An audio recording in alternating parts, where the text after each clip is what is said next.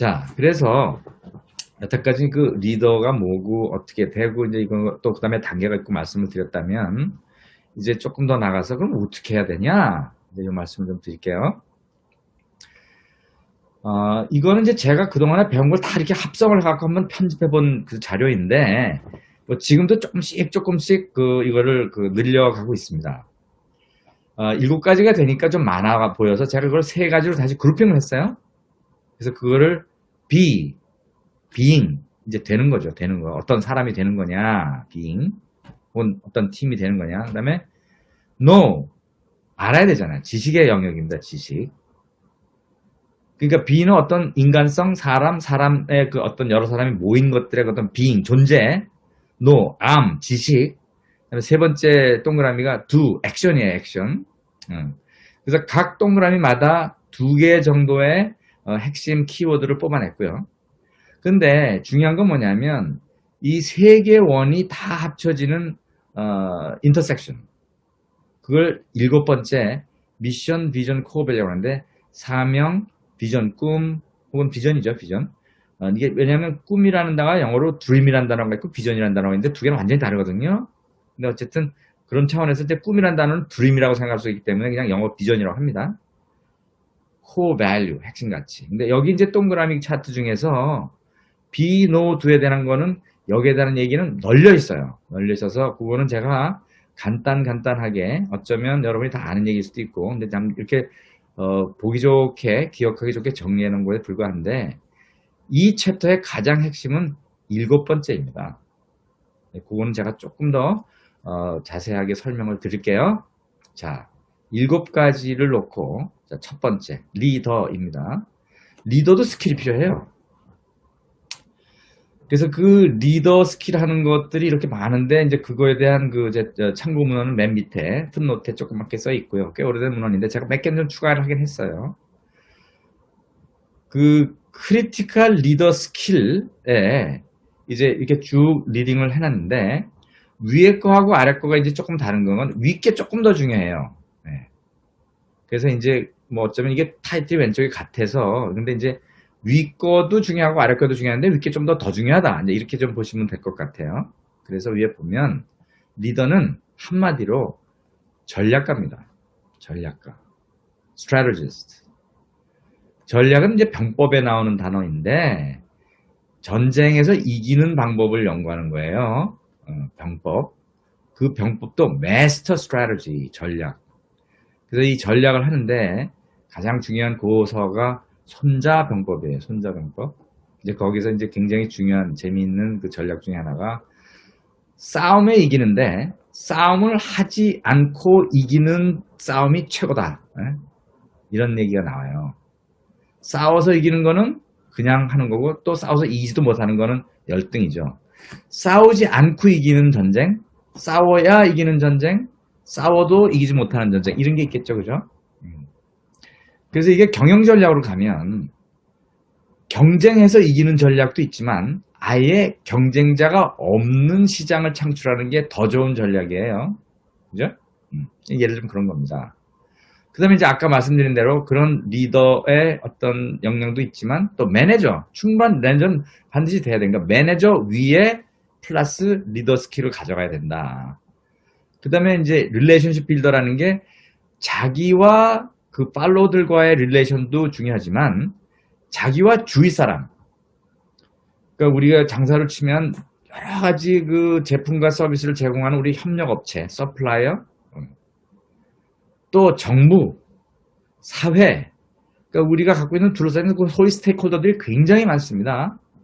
그러니까 상하라고 표현하기는 좀 그렇지만 어쨌든 저와 팔로워들의 그런 릴레이션도 중요하지만 수평적인 관계에도 좋은 관계를 맺어야 돼요. 회사 같으면 회사의 우리 고객들, 또 회사와 같이 살아나가는 지역 주민들, 또 거기에 있는 지자체, 국가정부, 또 심지어는 국제적인 기구들, 정치적으로 뭐 이렇게 연결되어 있는 거나 경제적으로 연결되어 있는 이런 모든 그런 릴레이션십을 총괄해서 그런 네트워크를 매니지를 해야 돼요. 그 다음에 아까도 말씀드렸지만 탤런트 디벨로퍼, 사람 키우는 거죠. 이게 굉장히 중요한. 그 다음에 이제 밑에 것들은 뭐 기본기로 다 가져가는 것들이에요. 그런데 이걸 다 이제 이렇게 하나씩 하나씩 보시면서 또 리더십에 대한 관심을 가지고 책도 읽어보시는데, 제가 오늘 강의에서 제일 강조하고 싶은 것, 특히 글로벌 리더가 되려면, 물론 코리안 리더가 코리안 팔로워들 데리고 하는 것도 중요하지만, 특히 중요한 게 커뮤니케이션 스킬이에요. 제 이제 경험을 좀 토대로 말씀을 드릴게요. 제가 이제 대학을 한국에서 나오고 미국 갔지 않습니까? 그래서 이제 석사 학위를 마치고 그 제가 원하던 꿈에 그리던 회사를 들어갔어요. 그래서 백태리얼 회사예요. 그니 뭐 영어가 됩니까? 일도 하나도 모르죠. 뭘 하겠어요? 뭐 대학 나와가지고. 요즘은 그래도 대학생들이 공부를 좀 하지만 저희 때는 뭐 40년 전 얘기인데 우리는 공부 별로 안 했어요. 아는 게 없어. 그러니까 실력도 없어. 뭐 대학교 저 미국 가서 대학원 뭐 쬐끄만 거 뭐 안 와요. 정말로 그 도면도 제대로 볼 줄 모르고 이제 입사를 한 거예요. 건설 회사를. 그래서 이제 또 커뮤니케이션 했는데 영어가 안 되잖아요. 영어가. 그래서 제일 처음에 이제 저한테 그 장애물이 이 영어였어요. 영어에 주눅이 들어가지고 단어도 짧지. 이걸 어떻게 하나 이제 하고 있던 차에 제가 이 차트를 보게 됩니다. 뭐냐? 커뮤니케이션. 제가 이제 미국에 막 이렇게 하다 보니까 뭐를 깨닫게 되냐면 영어는 나불나불 잘하는데 이 소통이 잘 안 되는 사람들이 있더라고요. 그 내가 뒤집어서 생각해 봤어요. 한국에서 우리 다 한국말 잘하잖아요. 우리가 한국말 다 잘한다고 그래서 소통을 잘하는 게 아니잖아요. 그죠? 한국말 좀 떠듬거려도 소통을 잘하는 사람도 있어요. 소통이 뭐예요? 자기와 소통의 대상자와 서로 잘 이해를 하고 공감대를 형성하고 또 어떤 거를 제안을 했을 때 같이 따라주고 도와주고 이런 게 소통이잖아요. 그러니까 내 마음을 서로 알게 하고 이런 거예요. 소통. 근데 거기에 입에서 나오는 단어, 그 다음에 단어가 붙여져 있는 어떤 센텐스, 한국말 잘한다고 한국말 소통 다 하는 거 잘하는 거 아니듯이 미국 가서 좀 있어 보니까 영어는 잘하는데 이 소통이 안 되는 사람들이 많이 있더라고요. 그래서 보니까 여기 있는 대로 입에서 나오는 단어가 우리가 effective communication, 효과적인 소통을 하기 위해 있는 차지하는 비중이 10%예요, 10%. 어? 그러면 뭐지? 보니까 첫 번째, expression and body language고요. 그 다음에 톤이에요. 자, 박항서 감독으로 돌아갑니다. 박항서 감독이 베트남 말 못해요. 근데 어떻게 커뮤니케이션을 했길래 말도 안 되는 그 베트남, 실력도 없는 베트남 애들을 데리고, 축구선수를 데리고, 아시아, 뭐, 그쪽 동남아시아를 제패를 했지? 예? 바디랭귀지예요. 이 양반 가만히 보세요. 끌어안아줘요, 맨날. 밥 먹여준다고. 그 선수 하나 아프면 자리를 자기 비즈니스에다 앉혀놓고 자기는 거기 가서 꾸부리고 앉아있는 거예요. 톤. 이 사람이 한국말은 못 알아듣는데, 이 사람이 톤을 보면 이 사람이 정말 나를 너무 이렇게 사랑하는구나. 이번에 BTS가 한국말로 빌보드 차트 1등 왔어요. 그 양반 뭐 한국말 안 해요? BTS 아미들이 우리 대한민국말 알 리가 없죠. 그걸 영어로 표기해가지고 뭐 사랑은 어쩌고 뭐 오빠는 어쩌고 뭐 써서 한다고 한들 의미는 알겠어요? 전 세계에 있는 수백 나라 사람들이. 근데 그 양반들의 그 익스프레션과 바디랭귀지는 이제 춤이겠죠? 춤이나 뭐 여러 가지 지금 여기 온라인에 톤. 이 양반들이 어떤 거는 이제 되게 노래로 전달을 하지만 또 말도 하잖아요. 한국말 모르고, 물론 이제 애들 영어도 가끔 하긴 하더구만. 어쨌든. 그 박항서 감독을 떠올리면 이게 말이 되는 거야. 단어가 안 된다. 이제 제 얘기로 돌아가서 제가 미국에서 이제 그걸 배운 거예요. 단어 때문에 내가 주눅 일이 없다. 들 일이 없다. 그걸 또 뒤집어서 이렇게 생각했어요. 미국 애들이 한국 오면 한국말 합니까? 저는 미국 회사 가서 영어 해주는 거예요. 쓰고 있는 거 프로블럼 하나도 없고요. 영어 내가 이 정도만 말하면 됐지. 뭐 내가 여기서 난 것도 아닌데 뭘 더 욕을 하냐. 그 다음에 좀 당당해지더라고요. 이만한 거 대단한 거야, 나. 도리어 자긍심을 가지고 나 이제 뒤를 되게 두드렸어. 됐어. 영어 못하는 거 당연한 거지. 응? 여기서 깐난애부터 나오고 나가 같아? 이 정도만 하는 것도 어디야? 내가 이렇게 얘기를 하면은 말 못하는 데가 좀 얘기해요. 그럼 왜 못 알아들어? 네가 나를 알아들으려고 이렇게 노력만 해봐. 내가 말하는 걸 왜 못 알아들어? 이제 이런 담대함을 가지고 막 나갔어요. 말이 안 돼? 그립니다. 와이퍼도 갖고 와. 그래갖고 그려요. 응? 그리고 이제 대톤으로 따뜻할 땐 따뜻하게, 열받을 땐 열받아서. 그만 알아들어야 다 알아듣더라고. 그러면서 제가 이 영어에 대한 그 공포감, 예, 뭐 열등감 이거를 뛰어넘는데 한 5, 6년 걸렸어요. 그다음부터는 영어 신경 안 써요. 막 해. 그 영어가 더 늘어. 왜? 이제 자신 있으니까. 그 다음에 나만의 랭귀지가 생기는 거예요. 나랑 이렇게 관계하는 사람 알아요. 아, 이제 한국 사람이지 아는데 뭐. 그러면 제가 저 문법이 좀 틀리고 뭐 단어의 보캐블러리 초이스가 좀 그래도 다 알아들어요. 근데 얘가 지금 알라고 그러는 그 익스프레션, 바디랭귀지, 얘가 좀 뭔지 잘 모르겠는데 뭐 엄청나게 중요한 거가 확실히 자신 있는 건 맞네. 그러니까 제 눈을 보면 이거 된다고 막 부주는 거거든요. 아니 나 이거 도와줘. 이거 되는 거야. 이거 정말 끝내줘. 예? 그 한두 개 하니까 진짜 되는 거예요. 그거 그래서 주목을 받더라고. 제가 뭐 이상한 소리 하는데 좀 밀어줬더니 이게 되네. 진짜. 그러니까 점점 더 저한테 역할을 주고 승진이 따라오더라고. 그러니까 초고속 승진이 가는 거야. 영어를 못하는데도. 근데 뭐 아주 못하진 않아요. 그래도 저도 뭐 미국에서 뭐 웬만한 대학에서 박사까지 했으니까. 어쨌든 키포인트는 그거예요. 지금 우리가 글로벌 리더 할 때 제일 장벽이 영어인데 don't worry about it. 신경 쓰지 말아요. 신경 안 써야 된다. 왜? 바디랭귀지의 톤은요. 마음에서 나오는 거예요. 마음에서. 박항서 감독. 응? 베트남 말 잘해서 한 게 아니라고. 그걸 명심해 주면 좋겠다. 그다음에 커뮤니케이션 할 때 이제 상사들한테 보고를 하게 되는데 그 보고할 때 제가 이제 미국에 있다가 전 미국에서 일을 배웠지 않습니까? 그래서 미국에 있다 한국하고 제일 어려운 게 뭐였냐 하면 미괄식 표현이에요. 그 반대가 두괄식 표현인데 두괄식 표현인 건 뭐냐면 결론부터예요. 결론부터. 제가 이제 사장이 들어가고 이제 임원들이 와서 보고를 하면 한 5분을 얘기하는데도 얘가 지금 뭔 얘기를 해야 되는 건지 몰라요. 그러면 굉장히 답답하죠. 이제 처음에는 뭐 많이 참고 그랬는데 제가 이제 전자 놓고 교육을 많이 했습니다. 저 만나러 오면 결론부터 얘기해라. 그래서 설명할 것도 없이 결론 맞으면 1분에 끝난다 얘기가. 그 다음에 난 리더니까 그걸 내가 다 알아야 될 리가 뭐 있어요. 뭐 부사장이나 뭐 전문들이 와서 얘기를 하는데 그거 내가 디테일을 왜 알아야 되냐고. 사장님 이거 합시다. 그래서 설명 안 해도 그거 맞아. 이미 나는 알고 있어. 그럼 오케이 가서 해. 그럼 끝나는 거야 얘기가. 그럼 커뮤니케이션 굉장히 이펙티브합니다. 10분 1시간 걸릴 일이 없어요. 1분이면 끝나요. 근데 이 사람들은 어떻게 이게 배웠냐면 특히 공과대 학생들, 저도 공대 배경이지만 우리 수학 공식 풀 때, 수학 문제 풀 때 그 설명부터 다 하잖아요. 이렇게 해가지고 그래서 결론은 고로 점색에 땡땡 찍고 QED 이렇게 쓰는 게 습관이 돼 있어요. 수학같이 한다고 커뮤니케이션을. 그리고 실제로 학교에서는요 과정만 맞으면 단점은 줘요. 답이 틀려도. 그게 워낙 그 공대생이나 이과 출신들이 그렇게 과학자들이 했기 때문에 이게 잘 안 돼요. 근데 이게 또 뒤집어야 될 거는 이제 남녀 관계에서는 뒤집어야 됩니다. 남녀 관계에서 제가 이제 제 처하고 이렇게 얘기하다가 많이 이제 봉변을 많이 당합니다. 제 처가 얘기하려고 그러면 이제 결론이 뭔데 이제 이러고 나면 이제 와이프들은 입을 닫아버립니다. 이제 이게 연애할 땐 달라요. 연애할 때는 빼놓고 이 보통의 일을 할 때는 두 가지씩 결론부터. 그다음에 결론, 이유, 근거. 다시요. 결론, 이유, 근거. 요 밑에 보시면 남충희 박사가 쓴 보고의 7가지 원칙. 이 제목이 책 제목인데 지금 한 10년 정도 된 책인데 아주 베스트셀러입니다. 지금도 잘 팔린다고 그래요. 왜냐하면 제가 이 남충희 박사가 아주 굉장히 절친인데 지난주도 만났어요. 10년이 됐는데 지금도 책이 뭐 엄청 팔린대요. 아주 잘 쓴 책인데 제가 이제 학교에서 가르칠 땐 이걸 제가 교재로 썼어요. 이 책 꼭 사서 보세요. 보고의 7가지 원칙. 이 빨간 타이틀이 책 제목입니다. 거기에 이제 7가지 원칙이 이렇게 있는데 거기에 이제 이 친구가 두 가지 표현 원칙을 얘기하면서 한 예가 이겁니다. 깐난 애기가 깐난 애기는 아니고 뭐 한 2~3살짜리 먹이가 이제 이 두 가지 표현하는 게 이런 거랍니다.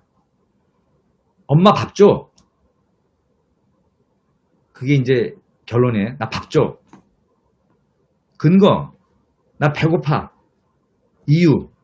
아침부터 아무것도 안 먹었거든. 이걸 뒤집으면 이렇게 됩니다. 엄마 나 아침부터 아무것도 안 먹었어.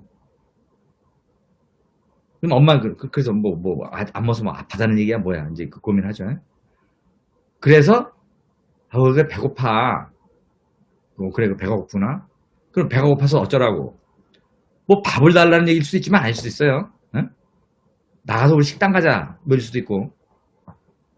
그러니까 지금 그거 뒤집으면 결론 엄마 나 밥 줘. 지금 밥 줘. 왜? 배가 고파. 왜 배가 고파? 아침부터 안 먹었다니까? 이렇게 되는 거예요. 근데 엄마가 상당히 알아요. 엄마 나 밥 줘. 아이고 그래 너 아침부터 밥 안 먹는 내가 아니까. 그럼 당장 그래 우선 뭐 빵이라도 먹을까? 뭐 바나나부터 먹을까? 이러면 얘기 끝나는 거예요. 그게 두 가지 표현인데 그런 것들은 아주 좋은 예를 많이 해가면서 이 남박사가 책을 잘 썼으니까 예. 이것도 이제 그 소통하는데 중요한 특히 이제 비즈니스 월드는 그렇습니다. 예. 일을 하려고 할 때는 연애할 땐 그러면 안 돼요. 두 번째 일국에서 두 번째 팀워크입니다. 팀워크는 이게 같이 나가는 건데 여기에 이제 원칙 몇 개가 있는데 두 번째부터 먼저 할게요. 그 다음에 첫 번째로 볼게요. 제가 미국에서 그 학교 다닐 때 이제 배운 건데 제가 이제 그 공과대학에서 이제 석사 박사를 했으니까 저는 이제 주로 다니는 캠퍼스가 공과 쪽인데 제가 아까 말씀드렸다시피 이제 부전공을 경영학하고 그 컴퓨터 사이언스를 했는데 이제 경영학에 부전공을 하러 갔더니 경영학 그때 MBA죠. MBA 하는 애들이 이제 우리 공대에서 나온 애들 보고 하는 얘기가 약간 비아냥거리는 거로 야 니들 공대생들은 즉 공돌이들은 그 개인이 문제 던져주면 그 문제 푸는 거 배우지 니네. 그렇죠. 그죠? 우리는 항상 혼자서 문제 푸는 걸 많이 배웠잖아요. 요즘은 조금 이제 바뀌긴 했지만 근데 그 MBA 하는 애들은 우린 뭐 배우는지 알아? 우리는 팀으로 게임에서 이기는 걸 공부하고 배우는 사람들이야. 이거 폼 잡더라고. 근데 그때 저는 이제 여러분 나이보다 조금 어렸을 때인데, 아니, 조금 나이 먹었을 때인데, 이거 봐라, 말 되네. 근데 그런 생각을 별로 못했어요. 게임, 그 경영하는 애들이죠. 게임에 이기는 방법을 어떻게? 팀으로. 그런 거 배우는 게 경영학이래. 그래서 그 말 된다. 근데 그렇게 하려면 첫 번째로 돌아가네요. 우리는 갈라요, 이렇게. 너는 옳고, 나는 틀리다. 옳고, 그르다. right or wrong. 이렇게 되는데, 한국은 이게 얼마나 헷갈렸냐면은, 틀리다 그러면 그게 다르다 하고도 비슷한 용어로 씁니다. 틀리다, 다르다. 영어로 wrong, different. 근데 우리가 어떻게 틀리다 그러면 어떨 때는 이게 다르다를 표현할 때도 틀리다 그러고 wrong을 표현할 때도 틀리다 그래요. 근데 사실은 틀린 거는 wrong이죠. 근데 이제 한국의 문화 때문에 그런 것 같은데 우리가 이 두 개가 막 믹스가 돼 있어요. 그래서 다르면 틀린 거예요. 우리나라가 지금 왜 이렇게 난리굿을 칩니까? 다른 사람은 틀린 사람인 거예요. 즉 적이에요. 다르면 적이에요. 그런데 팀워크라는 거는 달라야 됩니다. 달라야. 다 똑같으면 혼자서 하지 뭐하러 여럿이 해요. 이 팀의 파워는 다양성에서 나오는 거예요. 다름. 여러 가지 다름. 근데 이제 우리 한국이 굉장히 이거 약합니다. 그러니까 글로벌 리더는 외국에서 오래 살았기 때문에 비교가 되잖아요. 제가 다니던 회사는 그 에스닉 그룹이 모르긴 몰라도 100개 될 거예요. 이제 직원이 5만 명이었는데, 엔지니어 타입이, 엄청 크죠?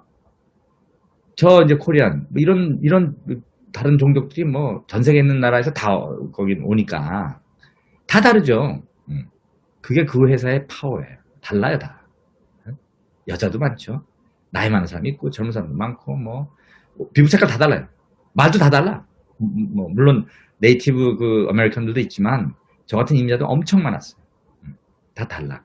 거기서 그 외에 파워나 그 다양한 사람들에서 아까 얘기한 그 인플루언스를 발휘할 수 있는 사람이 스트롱 팀워크를 만드는 거예요. 물론 팀워크라는 건 리더가 꼭 있어야 되고 그래서 아까 이제 리더에 대한 얘기만 했으니까 그 팀 구성에서 win the game as a team and 다른 것과 틀린 것을 분별할 줄 알아야 돼요.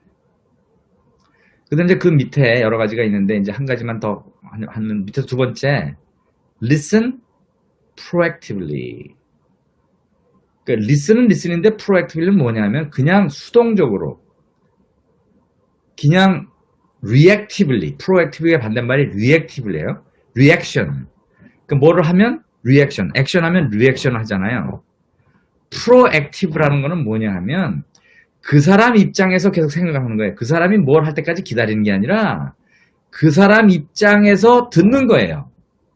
그러니까 저 사람이 왜 저런 얘기를 하지? 그러니까 그 들리는 얘기를 듣는 게 아니라 그 그 사람이 그 얘기를 하는 이유 혹은 모티베이션을 알아채기 위해서 듣는 거예요. 응? 그래야 팀워크 할 때 소통이 원활하게 돼요. 근데 그 기술이고 자꾸 연습을 해야 되는 거예요.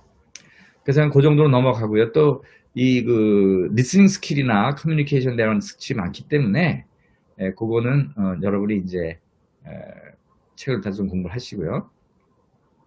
세 번째로 갑니다. 글로벌 비즈니스 에큐먼. 에큐먼이라는 건 아주 날카로운 기술, 엣지 뭐 이런 말 있죠, 그죠? 비즈니스 에큐먼. 그러니까 아주 감 딱 잡고 또 거기에 대해서 역량을 발휘하고 그런 비즈니스 에큐먼이라고 그래요. 판단력이 있고 뭐 이런 단어예요, 에큐먼. 근데 그렇게 하기 위해서는 글로벌 비즈니스를 알아야 돼요. 근데 글로벌 비즈니스가 뭐냐? Understand and apply. 그 이제 우리가 밸류 체인이라는 단어를 쓰는데 이게 밸류 체인이 뭐냐면 어떤 하나의 물건을 한번 상상해 보세요. 그럼 그 물건을 소비하는 어떤 시장이 있어요. 시장, 마켓. 그 마켓에 그걸 구체적으로 사는 고객이 있죠. 그러니까 그 고객을 하고 우리가 어떤 상품이나 서비스를 제공하는데 그 상품이나 서비스를 어떤 유닛이 만들죠. 만들고 그다음에 그 제품이나 서비스 만들면 혼자 만드는 게 아니라 그거를 또 서플라이 하는 사람들이 있어요.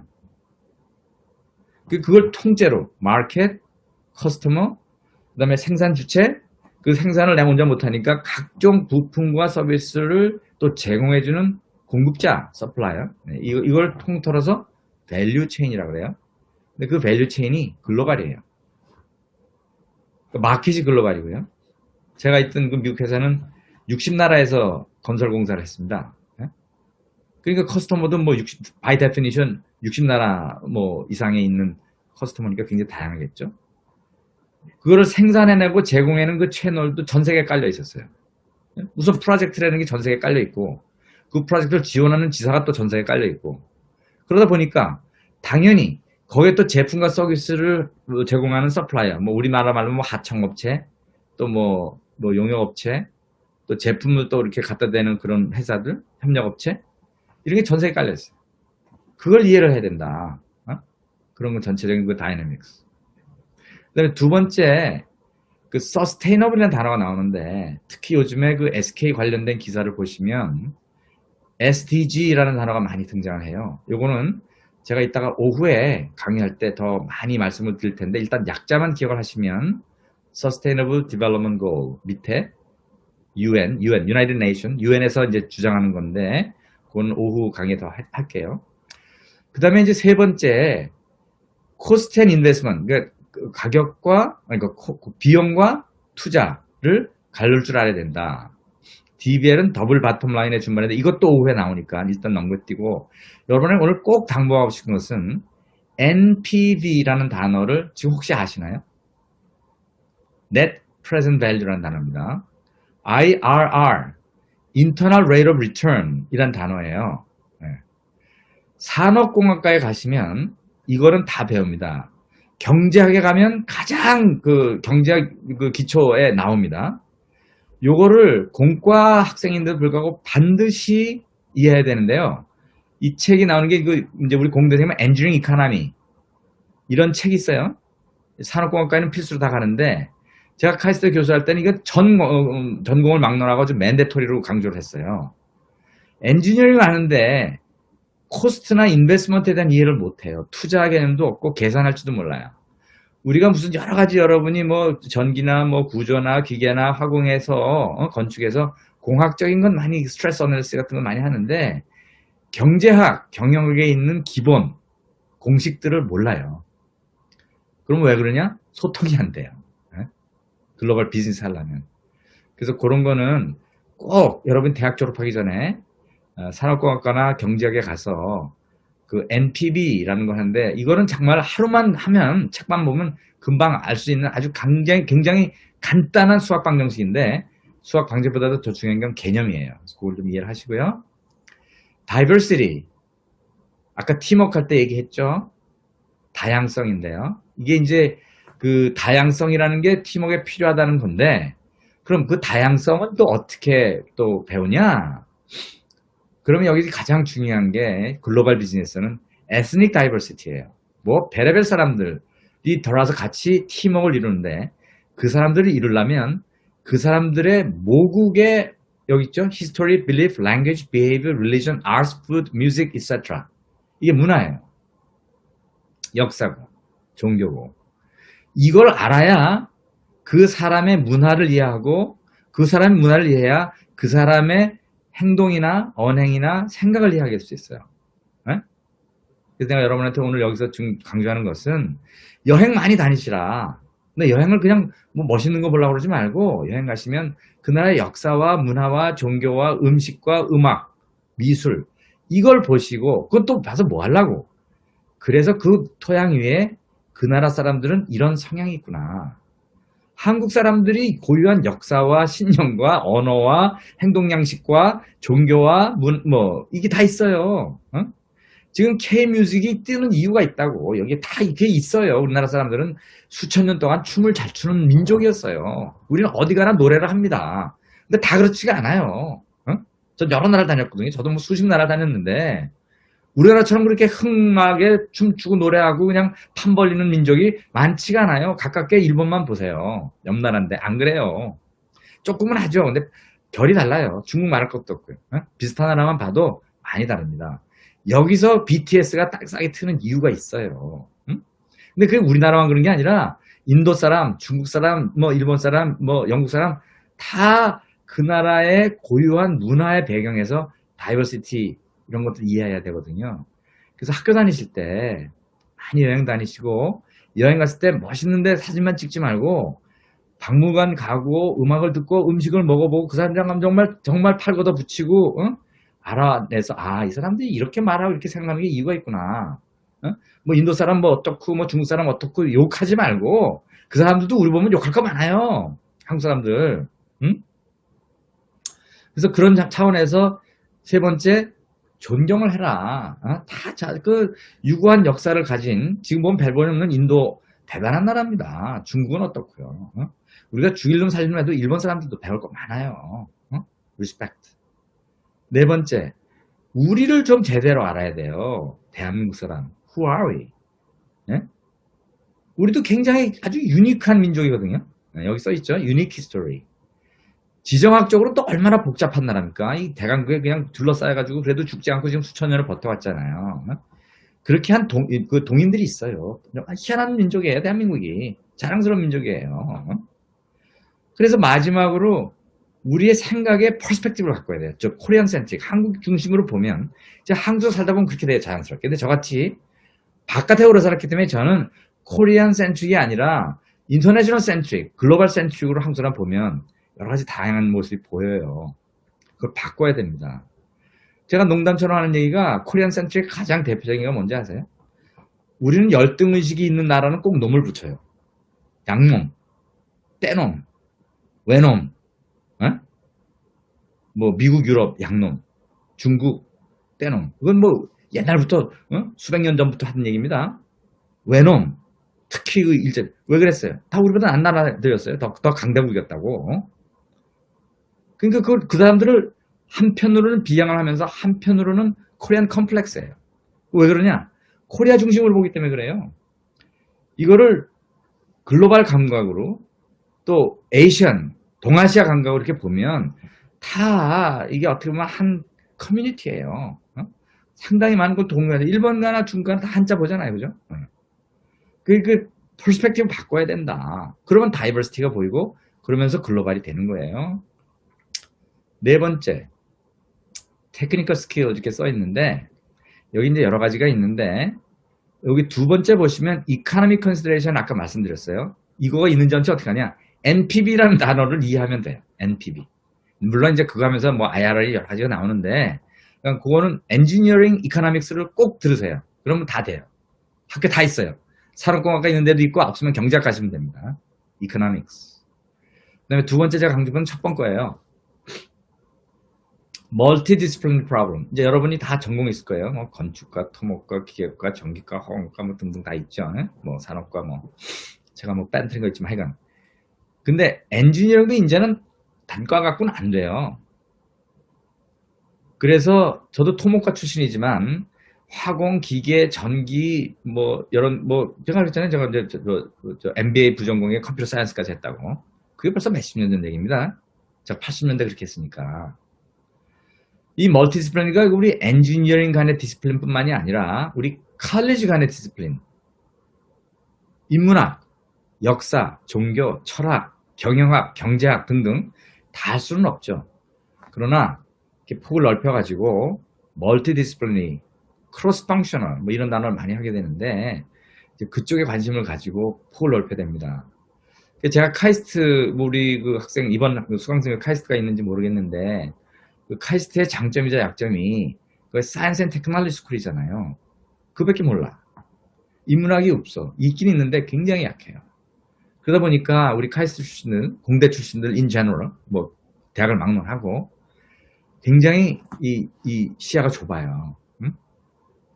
그래서 이제 그런 쪽으로 이렇게 테크니컬리도 크로스 디스플레이를 가야 되지만 여기 테크니컬로 했지만 사실은 뭐 여러 문제 전문적인 그런 분야를 다 망라하는 거예요. 경제학, 뭐 심지어 역사, 심리 포함해서 그래서 그런 거 폭을 넓혀라. 이제 이런 얘기하고 또 한두 가지 더 보탤 건 맨 밑에 있는 건데요. 여러분 이제 직장을 취직을 하시면 초기에는 계속 순환보직을 좀 하세요. 네? 아직 뭐가 뭔지 모른다고. 저도 결국 토목을 전공했지만 시빌 엔지니어로 끝내지 않았어요.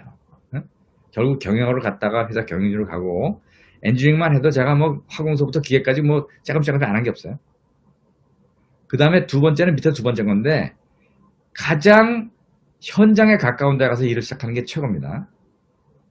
만약 여러분이 예를 들어서 백화점에 가고 백화점 사장이 되려면 백화점 물건 파는 데서 시작을 하고요. 식당을 할까면은 주방이나 혹은 고객한테 그 서빙하는 데서 시작을 하고요. 은행 가면 텔러부터 시작하고요. 건설회사 들어오시면 현장부터 가셔야 됩니다. 현장. 집을 짓는 데면 아파트 현장 공사장으로 가시고요. 이제 저는 또 뭐 발전소나 전공장 같은 거 만들면 그럼 거기 가서 현장 시공부터 시작을 해야 돼요. 필드. 전공을 막론하고 여러분이 뭐 인사를 하든 재무를 하든 상관없어요. 필드 익스프레스를 하시라는 걸 좀 권유하고 싶어요. 아까 그 첫 챕터에서 이제 뒤로 남긴 건데 execution 실행에 관한 얘기가 나오는데 여기에 가장 제가 그 다섯 번째 execution 실행에 관해서 이제 두 가지 얘기를 할 건데 여기에서 첫 번째 강조하고 싶은 거는 기획력이에요. 아까 리더 할 때 굉장히 중요한 스킬 중에 하나가 strategist라고 그랬죠. 전략가. 전략이 이제 전략 플래닝, 스트래티직 플래닝도 있지만 여러 가지 실행 계획도 있어요. operational planning, 전략적인 플래닝. 그 두 개의 차이는 전략적인 플래닝은 뭐를 왜 할 거냐, 그러니까 리더 영역에 있는 거고, operational planning은 when and how예요. 물론 세부적인 what도 있지만 어쨌든 둘 다 플래닝을 잘 하셔야 돼요. 플래닝. 근데 여기에 키는 일찌감치 하는 early 플래닝이 중요해요. 실행을 잘 하려면 플랜이 잘 돼야 돼요. 당연한 얘기 같지만 우리가 실행이 급해서 계획 대충 하고 갑니다.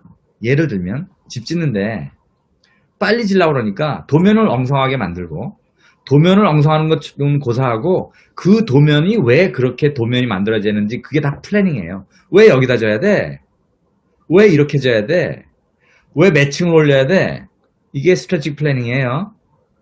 What and why. 오퍼레이셔널 플래닝은 이제 세부죠, 세부.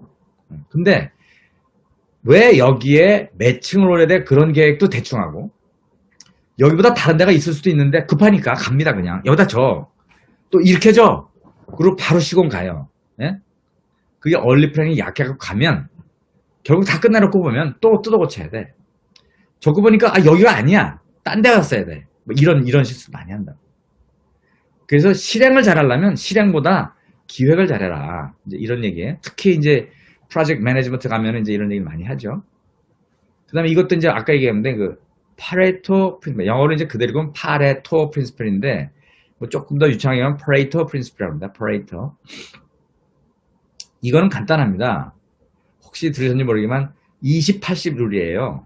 이 그림을 보시면 막대 그래프가 두 개가 있는데 왼쪽은 20%의 타임이 여기에 들어가는 일이고 밑에 하얀 거 80%, 그러니까 시간은 20대 80으로 배분을 하는데 결과는 80%의 시간과 리소스를 투입한 거는 결과에 영향을 미치는 건 20%밖에 안 되고, 위에 가면은 20%밖에 안 되는 게 80%의 결과를 미치는 거예요. 그래서 우리가 하는 일의 모든 것, 아까 이게 경중완급 얘기했죠. 경중완급.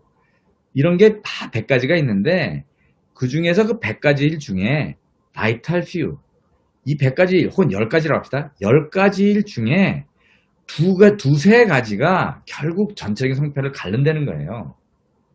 그래서 그 vital few, critical few, 요거를 갈라내는 거예요. 경중완급. 그거를 잘 집어서 하면 80%가 성공하게 돼 있다. 이런 걸 Pareto Principle이라고 그래요. 20-80 룰. 근데 상당히 많은 분들이 80이 많으니까 많이 보이니까 그쪽에다가 시간을 투자를 하는데 그래가지고는 결과가 좋지 않다. 이런 얘기예요. 그 다음에 마지막으로 미션, 비전, 앤 코어 밸류. 동그라미 3개 중에 이제 교차 포인트잖아요. 그래서 여기에 사명, 비전, 핵심 가치. 근데 이걸 어떻게 하냐? 여러분이 이제 소속해 있는 단체가 있어요. 이제 앞으로 뭐 회사를 가든지 공무원이 되든지, 또 지금 여러분 학교가 있죠? 학교에 여러분 과에도 또 미션, 비전, 코어 밸류가 있어요. 여러분 전공.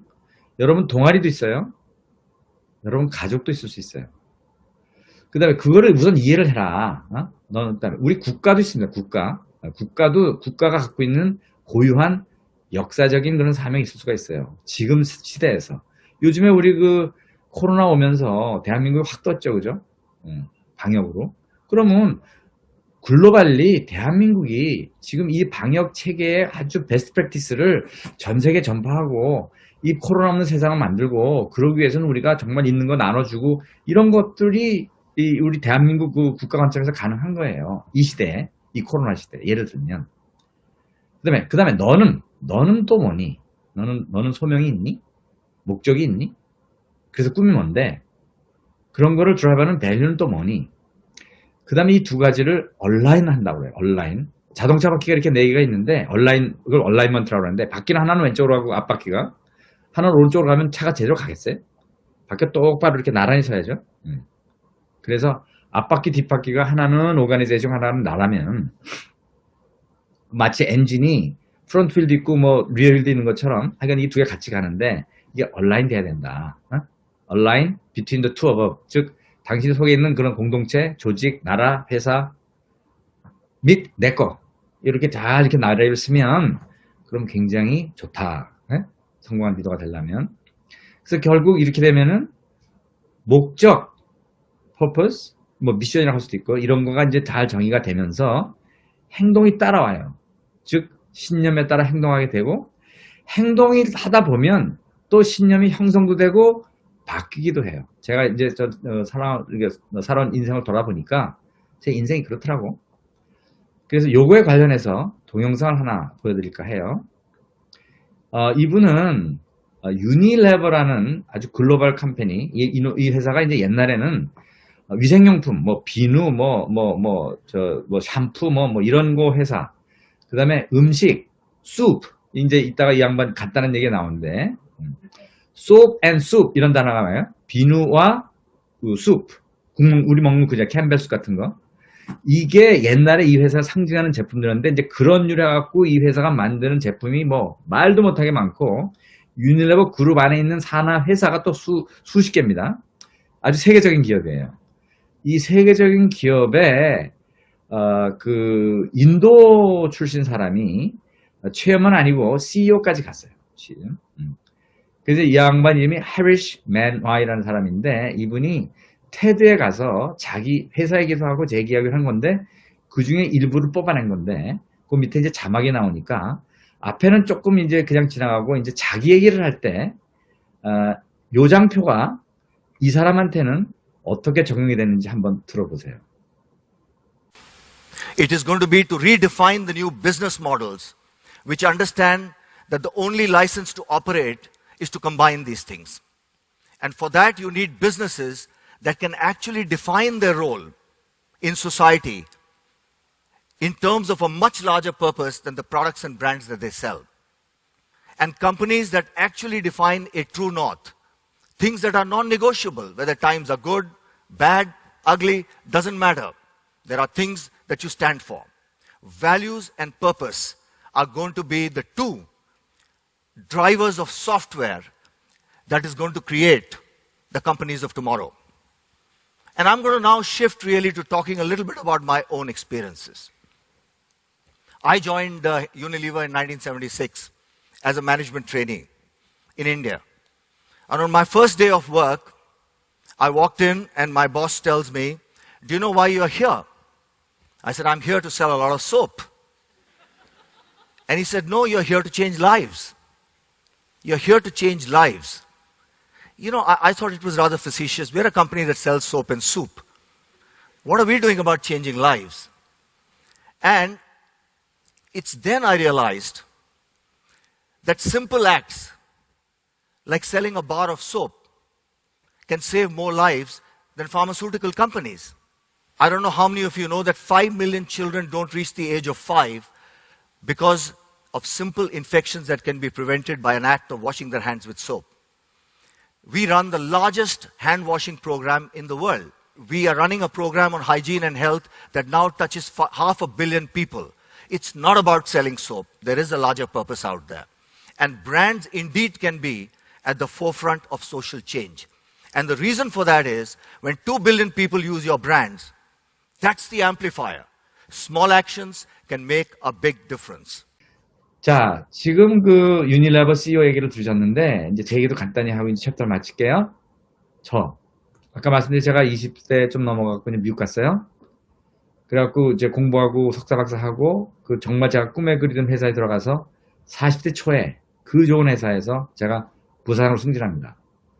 거의 뭐 가장 어린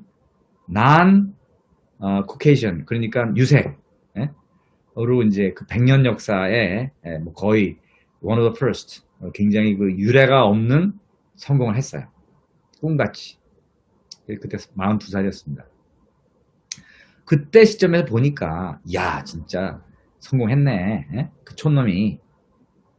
근데 이런 생각이 드는 거예요. 그래서 너무 일찍 성공한 거예요. 어떻게 보면.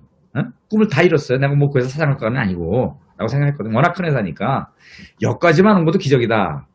그럼 뭐 하지 남은 동안에? 이제 이런 고민을 하게 되는 거예요. 내가 왜 산 거야 여태까지는? 여태까지는 성공 해가지고 달려왔는데 다 성공했다 이거야. 좋은 대학 다녔어. 미국 유학 왔어. 미국에서 또 좋은 대학 가서 박사도 끝냈어. 좋은 회사 왔어. 또 승진했어. 근데 어디로 가는 거야? 이런 고민을 하게 되더라고. 40대 초에. 행복한 고민이죠. 내가 이걸 말씀드리는 거는 꼭 성공을 해서야 이걸 고민을 하게 된 게 지금 생각하면 좀 아쉬운데, 그래도 never too late. 그래도 그때 일찍 성공하는 바를 한 것도 다행인데, 여러분한테 제가 말씀드리고 싶은 거는 지금 성공은 못했다고 생각할 수도 있지만 또 여기까지 왔어요. 성공을 했다고 치자고. 할 거예요. 그때까지 기다려서 생각하지 말고 그 고민을 지금부터 하자는 거지. 20대 초인데 이 질문은 여전히 유효합니다. 뭐 앞서거나 뒤서거나 우리 다 죽을 거예요. 그래서 제가 이제 참고를 한 게 여러 가지 책을 읽다가 에머슨이라는 사람이 성공이 뭐야? 그렇게 내가 그렇게 달려갔던 성공. 그 다음에 했는데, 근데 이제 여기서 이렇게 이 양반이 이렇게 정의를 하는 거예요.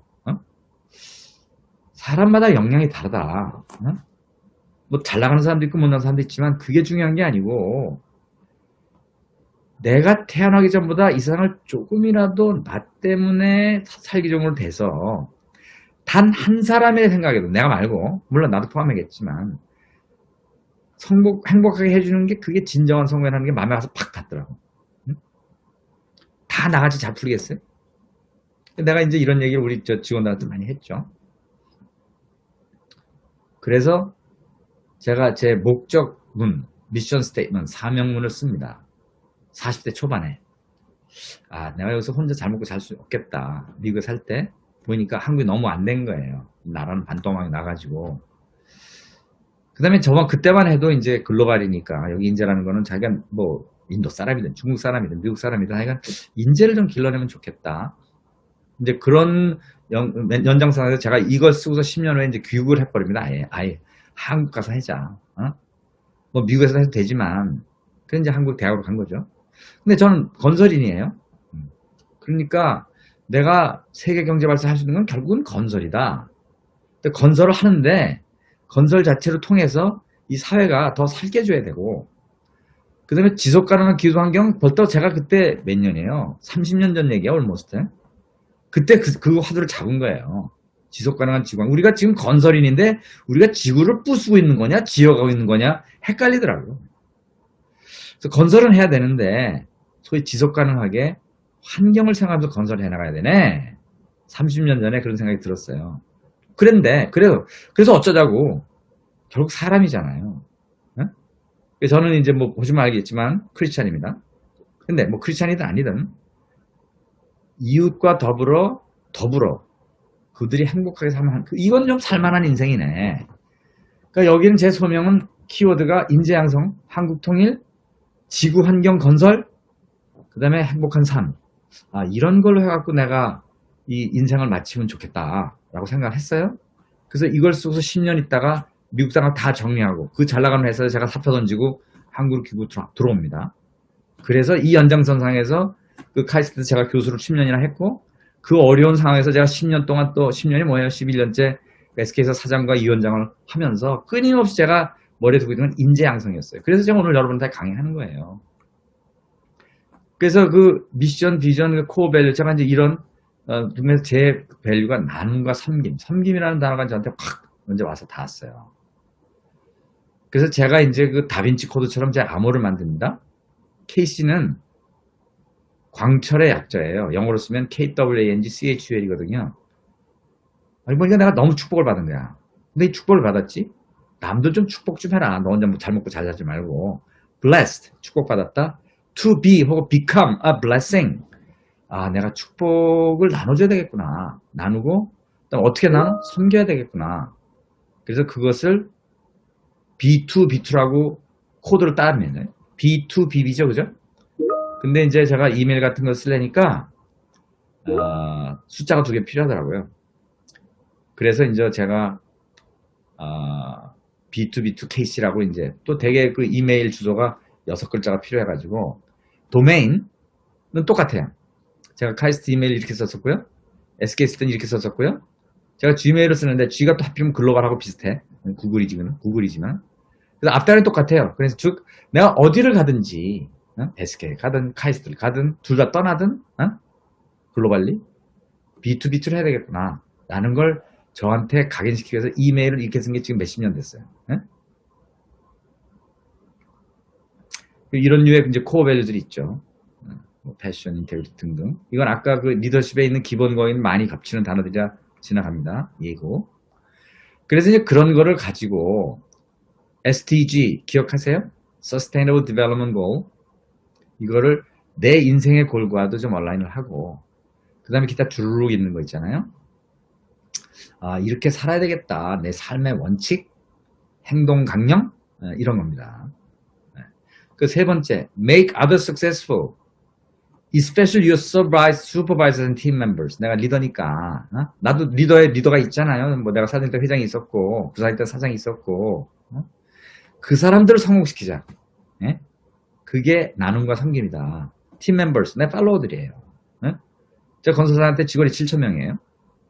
제가 그룹에서 위원장 할 때 SK 그룹 패밀리가 10만 명이에요. 그게 다 팀 멤버예요.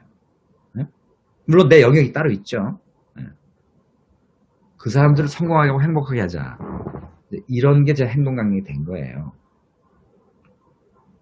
그래서 이제 여기까지가 이제 뭐 대부분 왔는데, 그래서 다시 돌리면 리더십에 대한 오버뷰를 좀 해드렸고요. 그죠? 그 다음에 그 존 맥스웰의 5단계 리더십 말씀드리고, 그 다음에 실제로 그거를 실천하기 위한 7가지의 키 엘리먼트, 그 다음에 거기에 재얘기하고 그 유니레버 CEO의 짤막한 동영상을 보여드렸어요.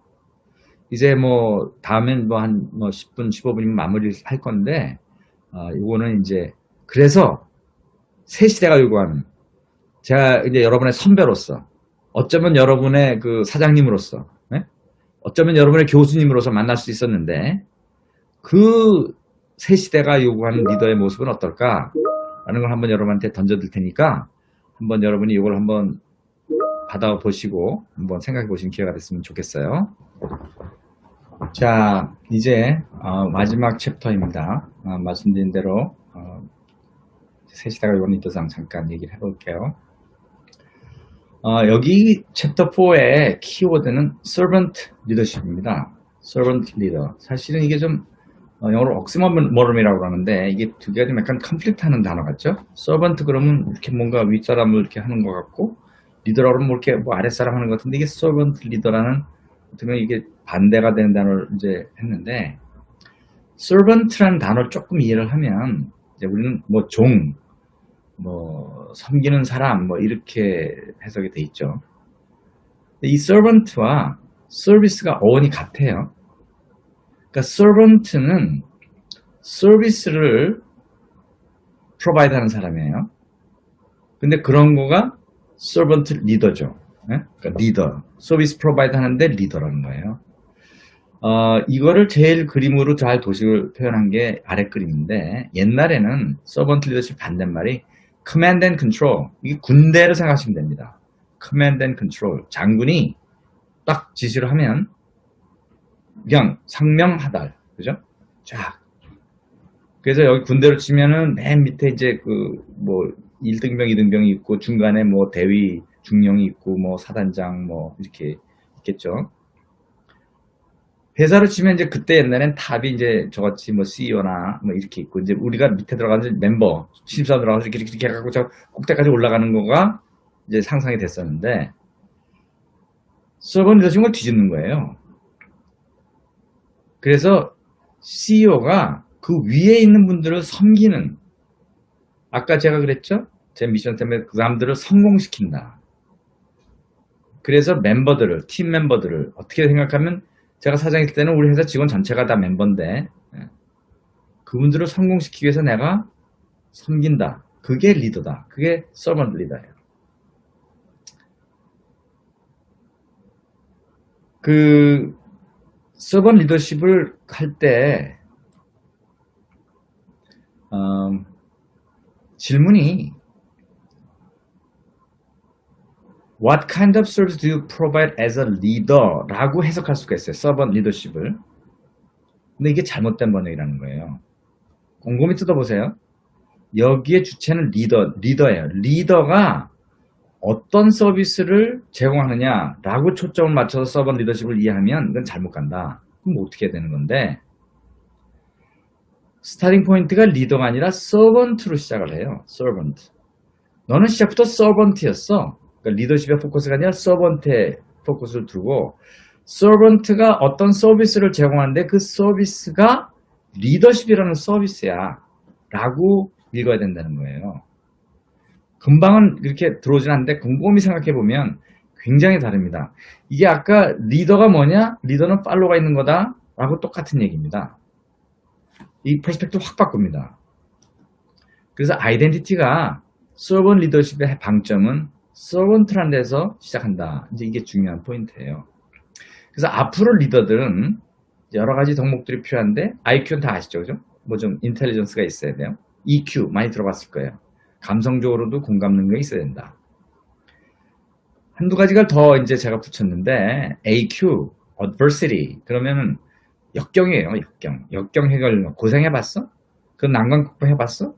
그러니까 여러분이 앞으로 이제 살다 보면 역경이 많이 나올 텐데 그 역경을 하나씩 해결하면서 이 AQ가 늘어나요. 이게 굉장히 중요합니다. 실패해봤어? 이런 거예요. RQ 이것도 제가 만든 건데 아까 쭉 얘기했죠. 릴레이션십이 중요하다. 관계 형성 능력.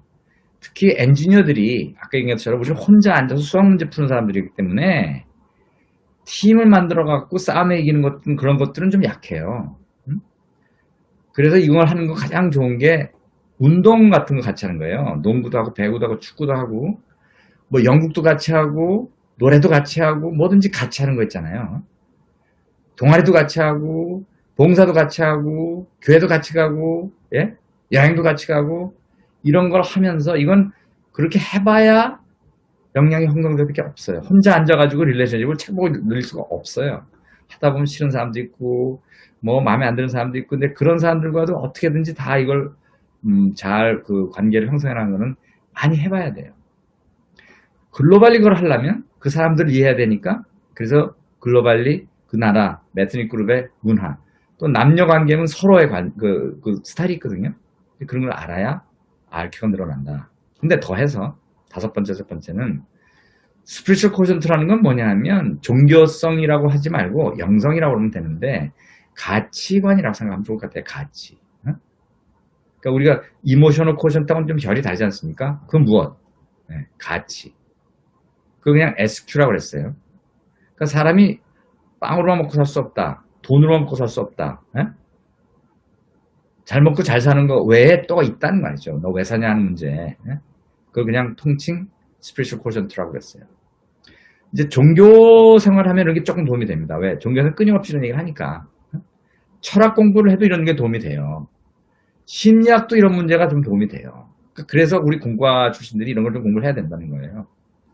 마지막으로 LQ라는 단어가 있는데 이건 제가 만든 게 아니라 이제 좀 이따 나오면은 이제 중국 사람이 한 분이 만든 건데 여러분도 아는 분인데 사랑지수? 근데 이제 사랑이라는 단어가 너무 좀 퇴색이 되어 있기 때문에 조금 더 말씀을 드릴게요.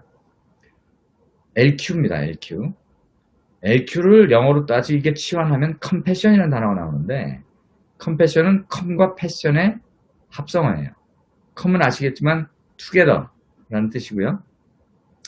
패션이 두 가지의 그 뜻이 있어요. 하나는 열정이고 하나는 고통이에요. 그래서 패션, 혹시 여러분이 그 영화의 패션 오브 크라이스트라는 영화를 봤는지 모르겠는데 이게 뭐지 고통이라는 의미거든요. 근데 여기서 컴패션에서는 고통입니다. 고통. 그래서 밑에 보시면 함께 고통을 공감하면 연민이 된다. 혹은 컴패션, 연민이 좀 단어가 좀 그런데 컴패션이 된다. 고통을 같이 공감하는 능력이 LQ예요. 그래서 이걸 만든 사람이 알리바바라는 회사의 마윈이라는 그 비교적 뭐 저보다 조금 어린 그러나 굉장히 성공적인 창업주가 있어요. 이분이 알리바바 만든 사람이에요. 이제 요금은 이전은 물러났는데 이분이 이제 한때 그 우리 유엔 사무총장 했던 반기문 총장과 대담한데 그때 현장에 있었는데 그때 그 친구 한 얘기를 제가 감명을 받아갖고 이 장표를 만든 거예요. 근데 하여튼 알리바바에서는 자기의 그 기업 가치 중에 핵심으로 LQ를 그렇게 강조한다. LQ라는 단어를 쓰더라고요. Love Quotient. 아, 말 좋다. 어디까지 갔냐면 한자 말을 지가 만들었어요. 이거 없는 한자인데 지가 만들었대. 밑에 보시면 친족, 친구 뭐 이럴 때 친이에요. 친, family라는 뜻입니다. 그게 마음이잖아요. 그 마음을 패밀리 밑에 깔아갖고 오른쪽에다가 이상한 단어를 그 한자로 하나 만들고 그걸 신이라고 있더라고요. 그 신이 LQ래요. 그러니까 이게 컴패션이랑 굉장히 의미가 비슷합니다. heart. 네? 공감하는 거죠. 그래서 이제 그 세시도가 요가는 유사하고 조금 더 SK 버전으로 이제 한 게 caring professional인데 caring이라는 게 이제 다 그런 얘기예요. 미션, 비전, community spirit, teamwork, caring, servant leadership 이런 단어들이에요. 이게 따뜻한 쪽이에요. 예? SQ, LQ 뭐 이런 거예요. 뭐 EQ 쪽에 들어가려나? 프로페셔널은 우리 전문성이에요. 전문성. 역량 쪽이에요. 역량 쪽. 그래서 다시 얘기하면 그 따뜻한 쪽은 인품 쪽이고요. 프로페셔널은 역량 쪽이에요. 이 두 개가 한꺼번에 가야 된다. 그 역량 쪽은 이제 이런 게 있고 이건 아까 그 지난번 그 세븐 컴포넌트에도 많이 얘기가 나온 거에 좀 추격변이고요. 그래서 종합하면 명확한 미션, 비전, 코어 밸류를 가지고 여러분 개인 것으로요. 제 얘기도 드렸고 또 우리 유니레버 그 CEO 얘기도 들어봤죠. 그 다음에 이제 밑에 몇 가지가 또 나오는데 하여간 이웃을 배려하고 사회를 섬기는 리더십을 좀 발휘해주면 좋겠다. 또 그 바로 위에 사회적 책임감, 사회적 가치관, 사회적 혁신 이런 걸 좀 주도하면 좋겠다. 또 그러기 위해서 또 그 위에 건설이잖아요. 우리는 건설. 그래서 그런 데서 이제 그 건설인으로서는 우리가 뭘 할 수 있겠냐? 또 거꾸로 가서 그래서 첨단 기술을 사용해서 문제는 창의력이 필요하겠다. 뭐 등등. 이런 지도상이 있는데 요거는요. 이따가 이어서 있는 그 오후 강의에 훨씬 더 자세하게 말씀을 드릴게요. 이제 강의를 마칩니다. 여러분이 이 영상을 시청하고 나서 이제 뭐 한 달 혹은 두 달 후에 길게 보면은 한 달 후에 저랑 이제 대면을 물론 온라인이지만 대면을 하게 될 거예요. 근데 그때는 이제 여러분이 다 강의를 봤다고 생각을 하고 또 여러분 이 강의 자료가 나갈 테니까 강의도 보고 자료도 또 꼼꼼히 읽어보세요. 뭐 이거를 잘 제대로 하려면 터너 시간은 해야 될 건데 나름대로 좀 제가 축약을 한 거기 때문에 그리고 여기 있는 것들이 제가 책을 요약한 것도 있고 그래서 굉장히 영어로 덴스합니다. 밀도가 높아요. 그래서 천천히 강의도 다시 보시고 자료도 잘 보시고 예, 그게 1번이에요. 꼼꼼히 읽어봐라. 두 번째, 이게 중요한 건데 질문을 두 개를 한번 작성해 보세요. 강의 내용 중에 이해가 안 되거나 뭐 설명이 필요한 거 정말 다 이해가 가고 질문 하나도 없네. 그럼 느낀 점이나 배운 점, 난 그래서 이렇게 살아야 되겠다. 각오 이런 것도 좋아요. 두 개. 우리가 이제 우리 학생이 60명 된다고 그러니까 두 개는 120개 아니에요. 그러니까 하여간 두 개는 꼭 하시고요. 질문이 좋아야 저랑 만날 때 그 강의가 퀄리티가 좋습니다. 아무 질문 하시지 마시고 제가 이게 질문을 보고 여러분이 얼마나 이거 고민을 치열하게 했는지 판단을 할 거예요. 세 번째는 제 그 이력이 조금 독특해요.